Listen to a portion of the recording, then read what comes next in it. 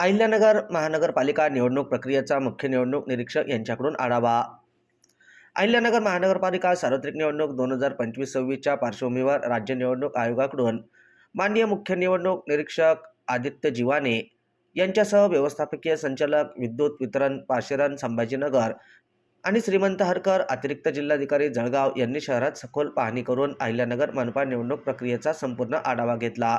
या दौऱ्यात त्यांनी निवडणूक निर्णय अधिकारी कार्यालयाला भेट देत बुधवारी 31 डिसेंबर रोजी दुपारी 5 वाजता संपूर्ण निवडणूक प्रक्रियेबाबत सविस्तर माहिती घेतली। यावेळी निरीक्षकांनी स्ट्रॉंग रूमची तपासणी करून सुरक्षिततेच्या दृष्टीने महत्त्वपूर्ण सूचना दिल्या। स्ट्रॉंग रूममध्ये दरवाजे, खिडक्या आणि सीसीटीव्ही कॅमेरे अद्ययावत पद्धतीने बसवण्याच्या स्पष्ट सूचना प्रशासनाला दिल्या।